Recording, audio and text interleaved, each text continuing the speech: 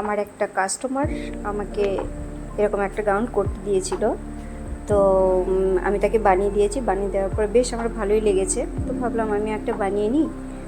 পুরনো একটা শাড়ি ছিল, সেই শাড়িটা এখন পরাই হয় না বলতে হয়। তো ভাবলাম ওটা কেটে বানিয়ে নিই। ব্যাস, কেটে বানাতে শুরু করে দিলাম।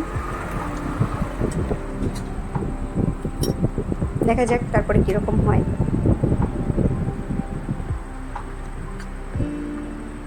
তাই ভাবলাম যখন বানিয়েছি তোমাদের সাথে শেয়ার করি। আমার এগুলো ভালো লাগে, আমি যা করবো সব কিছু শেয়ার করবো। শেয়ার করলাম। জানি না কেমন হয়েছে বা হবে।